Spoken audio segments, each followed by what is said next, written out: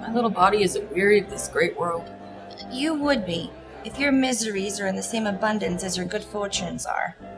And yet for aught I see, they are as sick that surfeit with too much as they that starve with nothing. Good sentences and well pronounced. They would be better if well followed. If to do were as easy as to know what we're good to do, I can easier teach 20 what we're good to be done than to be one of the 20 to follow mine own teaching. But this reasoning is not in the fashion to choose me a husband. But what warmth is there in your affections towards any of these princely suitors that are already come? Overname them, and according to my description, level at my affection. First there is the Neapolitan. That's a colt indeed, for he does nothing but talk of his horse. And he makes it a great appropriation to his own good parts that he can shoe him himself. I'm much afeard his mother played false with the smith.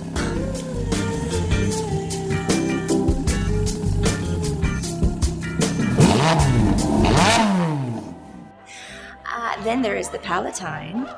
He doth nothing but frown. He hears merry tales and smiles not. I fear he will prove the weeping philosopher when he grows old, being so full of unmannerly sadness in his youth. I wrote you 365 letters. I wrote you every day for a year. You wrote me? Yes. Still over. God defend me from these two. What say you then to Falconbridge? You know I say nothing to him, for alas, who can converse with a dumb show?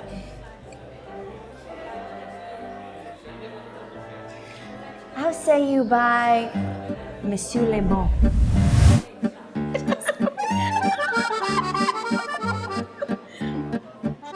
God made him, and therefore let him pass for a man. I know it is a sin to be a mocker, but he is every man in no man. If I should marry him, I should marry 20 husbands. I like you the German. Very vilely in the morning when he is sober, and most vilely in the afternoon when he is drunk. I'll do anything ere I'll be married to a sponge. You need not fear, lady, the having of any of these lords. They have acquainted me with their determinations, which is indeed to return home and to trouble you with no more suit. Unless you be won by some other sort. Oh, I'm glad this parcel of wooers are so reasonable. For there is not one among them but I dote on his very absence. Do you not remember, in your father's time, a Venetian scholar and a soldier that came hither?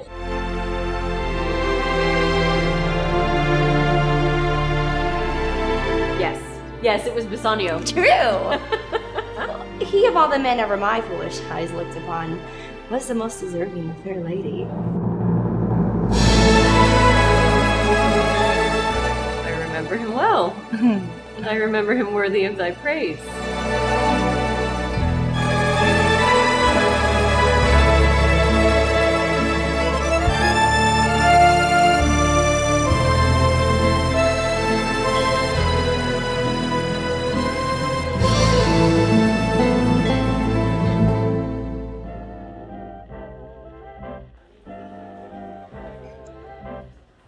How now, what news?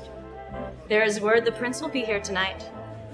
I should be glad of his approach.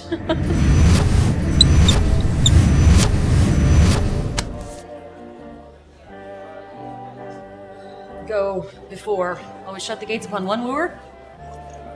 Another knocks at the door.